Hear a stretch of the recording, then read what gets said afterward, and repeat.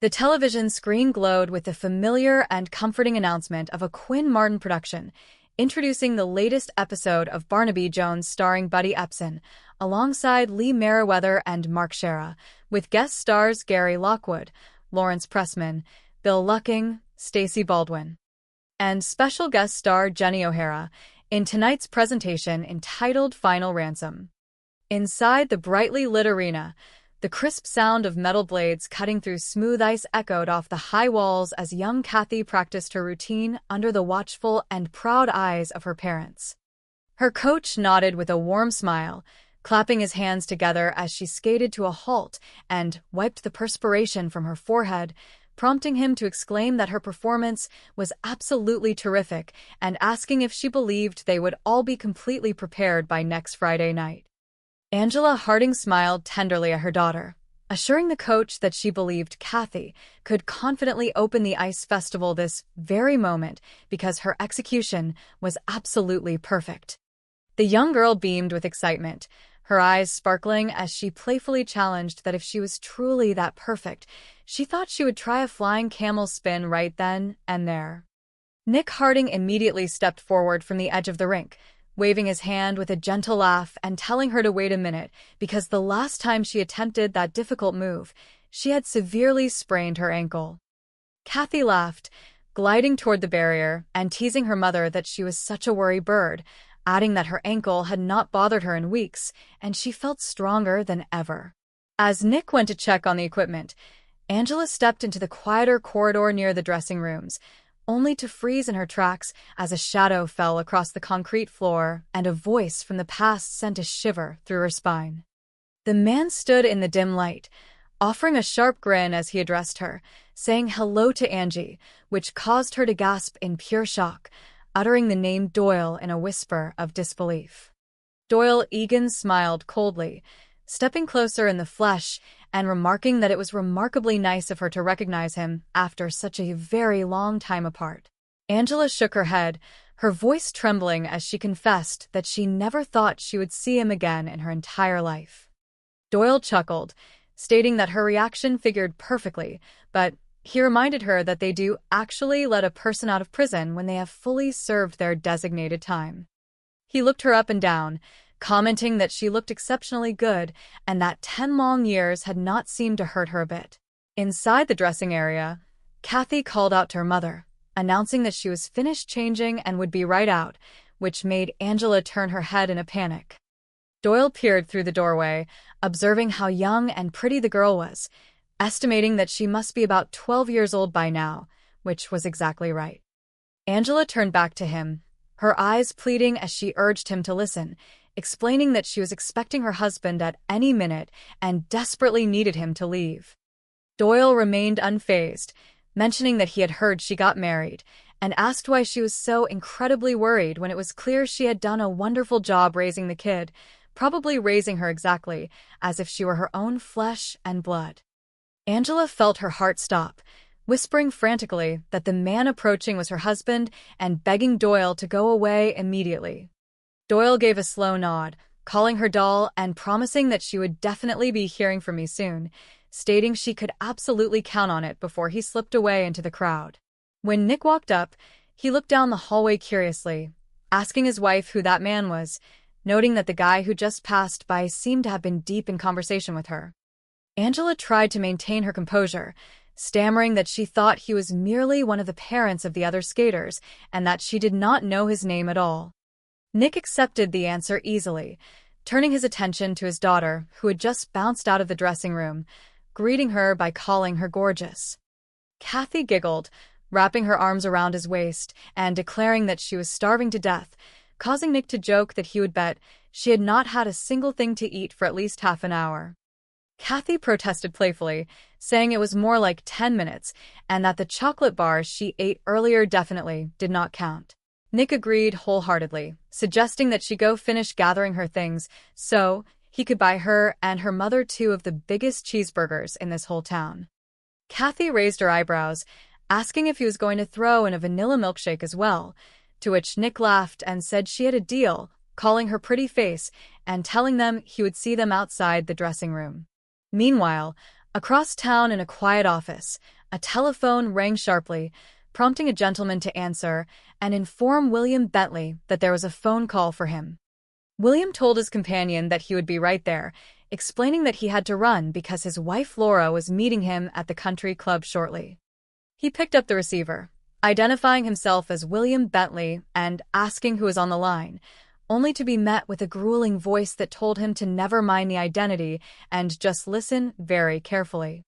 The caller stated that he was calling about his daughter, Kathy and Bentley, and claimed that she wanted to come home after all this time. William gasped, his hand gripping the phone as he demanded to know what kind of sick joke this was supposed to be. The caller snapped back that this was absolutely no joke and that it would cost him the exact sum of $250,000 if he ever wanted to see his daughter back alive. William felt a wave of anger and sorrow wash over him, shouting into the receiver that his beloved daughter had been kidnapped 10 long years ago and asking if the caller was some kind of cruel psychopath. The voice on the other end grew calm and calculated, stating that his name was Scorpio, and asked if Mr. Bentley remembered him now. The name Scorpio carried a heavy, tragic weight that brought William Bentley directly to the office of the legendary private investigator, Barnaby Jones. Sitting in the comfortable armchairs, Barnaby listened intently alongside his capable secretary, Betty, as William explained that Scorpio was the precise code word used by the original kidnapper after he abducted their baby daughter from the park nearly 10 years ago. Betty looked over the old case notes, recalling from her memory of the newspapers that the ransom was never actually paid back then.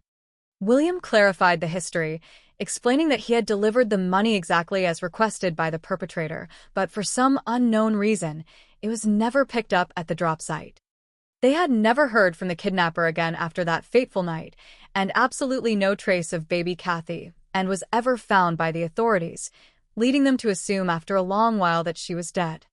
Barnaby leaned forward, resting his chin on his hand as he thoughtfully asked Mr. Bentley who else in the world knew that highly specific code word. William replied that only himself, his loving wife Laura, and Mrs. Jennings, the nanny who was present with their baby when she was taken from the park, had ever known it. Barnaby asked about the police, but William shook his head, stating that he knew exactly what the investigator was thinking, which was that someone had discovered the code word and was attempting to cash in on it now as an extortion scheme. William explained that he had followed the kidnapper's strict instructions perfectly and had told absolutely no one, not even the police department. When Barnaby inquired about Mrs. Jennings, William sighed softly, noting that the poor nanny was completely heartbroken by the event and had sadly passed away nearly 3 years ago. Barnaby questioned why Mr. Bentley had come to a private investigator instead of the police or the Federal Bureau of Investigation, to which William revealed that his wife knew absolutely nothing about this new phone call. He asked Barnaby to imagine what it was like for her 10 years ago with police and federal agents constantly filling the house, followed by months of torment when crackpots and ghouls started calling with false leads. He stated he simply could not put her through that bitter disappointment again without being certain. Barnaby expressed deep empathy for how awful that must have been, stating he wished to help but did not want to raise false hopes, but William pleaded that in his heart, he had buried his child years ago, yet if there was even a single chance she was alive, he had to know the truth. Later that afternoon, at the beautiful Bentley residence, Laura Bentley smiled warmly as she adjusted her husband's collar, admitting honestly that she still did not understand why his secretary could not have purchased the anniversary present instead of him. William smiled back, kissing her cheek and explaining that it was a special anniversary gift that required her unique and special touch. Laura laughed, calling him a flatterer and promising to do her absolute best as she noticed guests arriving in the living room. She inquired who they were, and William gently lied, stating they were just some business associates, and he thought it would be more convenient if he had them meet him at the house. He formally introduced Barnaby Jones and his secretary, Betty, to his wife. Laura greeted them graciously, expressing pleasure at meeting Miss Betty and commenting on what a beautiful day it was before announcing that she must be on her way to her appointments.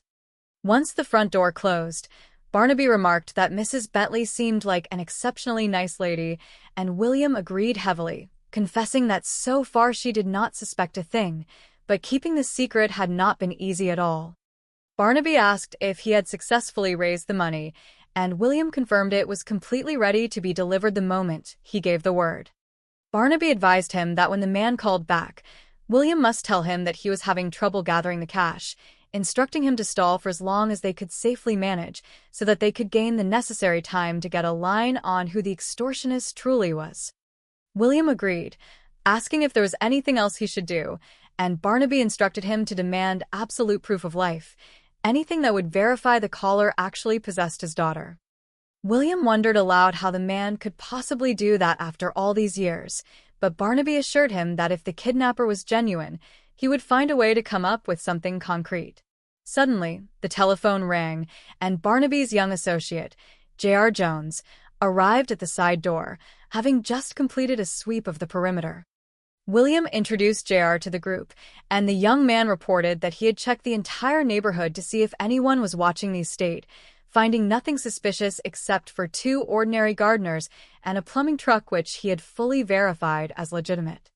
J.R. quickly directed William to use the specific phone in the study so that Barnaby could safely listen in on the extension line in the adjacent room. The phone rang again, precisely 3 minutes early, indicating to Barnaby that the caller was highly anxious to secure the money.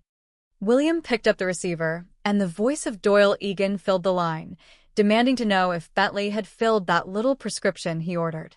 William hesitated, following Barnaby's advice by stating that he was running into a little problem, which immediately angered Doyle. Doyle snapped, warning him that he had told him before not to play games, but William stood his ground, promising the caller that he would get the money, but explaining that the specific bank manager he dealt with was currently out of town. Doyle growled in disgust, uttering a strange phrase, asking what kind of a stall that was and declaring that it was not his mule, demanding to know if William heard him. William expressed confusion at the odd expression, but repeated his promise that he would have every single cent by tomorrow, though he insisted that he would not hand it over until he saw actual proof that the man truly had his daughter. Doyle relented slightly, shouting that the kid was alive and agreeing to provide the evidence, telling William to stay by that phone until he heard from him again. Before Doyle could hang up, William quickly asked one more question, demanding to know why it had taken him 10 long years to contact him again, but Doyle simply told him to go to hell and slammed the phone down. William turned to Barnaby, his voice trembling as he noted that the criminal did not sound like he was bluffing and had promised proof, realizing with an overwhelming surge of emotion that if it was not a trick, it meant Kathy and was truly alive. In a small, cluttered apartment on the other side of town, Angela Harding confronted Doyle Egan, who had boldly broken into her home. She demanded to know what he was doing there, telling him to take it easy, but warning him fiercely to get away from her and her family. Doyle stepped closer, telling her to calm down because he did not want to hurt her and only wished to talk, but Angela countered that there was absolutely nothing left to talk about and begged him to leave them alone. Doyle looked around the modest apartment, commenting on what a nice little place she had and stating he was truly glad for her, insisting he had no desire to spoil her happiness. Angela demanded to know what he wanted if that was the case, and Doyle bluntly replied that he wanted to make some money for both of them. Angela shook her head, tears forming in her eyes as she reminded him that she was just a foolish kid when she got started with him and that those days were over now, like a terrible bad dream. Doyle reminisced that their original plan had almost worked perfectly, and they would have walked away with $100,000 if he hadn't been picked up by the police that very same day on an old robbery charge. Angela admitted that was exactly what she figured had happened, recalling how she was scared out of her wits when he failed to return, locking herself in that room for 3 whole days until baby Kathy ran completely out of food. Doyle looked at her curiously, asking why she had chosen to keep the child all these years, and Angela explained that she had no other choice because she didn't want to go to jail and couldn't take a missing baby out into the street where everyone was looking for her. Over time, the neighbors simply assumed the child belonged to her, and she grew to love her with all her heart. Doyle smiled, stating it turned out perfectly because now he had contacted Bentley, who was willing to pay $250,000. Angela screamed no, declaring that Kathy was her child now, and he could not take her away. Doyle tried to soothe her, explaining his plan that they did not have to lose the girl at all. All they needed to do was show Bentley the proof, collect the cash, and then Doyle would disappear forever while Bentley would never even get near Kathy. Angela fiercely rejected the idea, ordering him to get out, but Doyle darkly warned her that she didn't have any choice in the matter. Just then, a neighborly voice interrupted from the doorway as Mrs. Morrison looked in, asking if there was some trouble occurring. Doyle quickly adjusted his demeanor, smiling charmingly at the lady and claiming it was just a friendly disagreement, telling Angela that next time she should leave the heavy chores to him. He pointedly told her to talk it over with her husband and promised he would be back later before bidding them goodbye. Mrs. Morrison looked confused, asking what that was all about and noting that the man looked exactly like the person they saw at the ice rink yesterday. Angela quickly denied it, trying to brush it off, but her heart raced as Nick Harding walked into the room, having overheard the tension. Nick demanded to know what was going on and who the man was, but Angela insisted it was nothing important. Nick refused to buy the lie, stating he could always tell when she was hiding something. Angela begged him to leave her alone, but Nick pressed further, asking if the stranger was Kathy's real biological father. Angela passionately denied it, crying out that he was not, and begged Nick to just let it drop because she never wanted that man around their family ever again. Back at the investigator's office, Barnaby, JR, and Betty were reviewing the recorded audio of the kidnapper's phone call. They replayed the section where the voice growled about the bank manager being a stall and using the phrase about the mule. Barnaby asked JR if he had ever encountered that specific street talk during his time in Chicago, and JR replied that he had not, suggesting it sounded like something from a completely different region. Betty smiled, stepping into the room with an open book and announcing to the gentleman that she believed she had struck pay dirt. Barnaby praised her talent, and Betty explained that she had consulted a lexicographer friend at the university who specialized in prison slang. She revealed that the strange mule expression was heavily utilized by convicts in southern penitentiaries to mean that they did not buy someone's lies. Barnaby deduced that the caller had undoubtedly spent significant time in a southern prison, which perfectly explained why it took him 10 long years to contact William Bentley again, as he must have been arrested on a separate charge immediately after the kidnapping. JR realized that if the criminal had been locked up all this time, it left open the beautiful possibility that Kathy and might actually still be alive. Barnaby decided it was time to coordinate with Lieutenant Biddle of the police department to run a targeted search on recent parolees. At the ice rink, Kathy was completing her practice session, waving happily to her mother, who was preparing to leave. Angela hugged her daughter tightly, reminding her that she needed to pick up her special performance costume before they rehearsed the grand finale. Kathy smiled, calling her mother the true worrybird of the family, and asked her father if they could trust her to get back in time. Nick assured his daughter that if her mother said she would be there, she would definitely keep her word, telling Kathy he would see her outside in 1 hour. Angela drove back to the neighborhood, where she ran into Mrs. Morrison, who asked if she could borrow her sewing machine.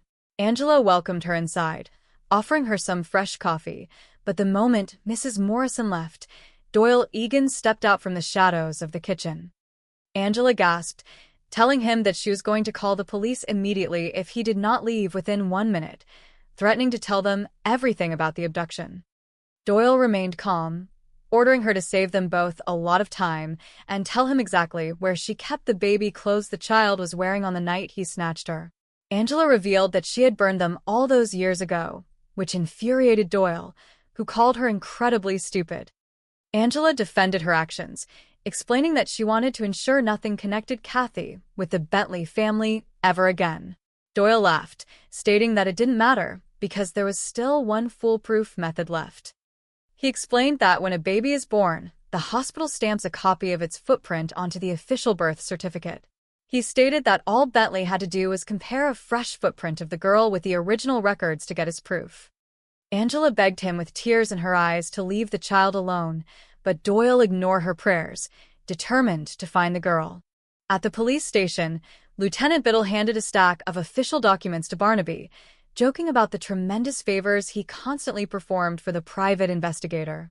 Barnaby thanked him warmly, calling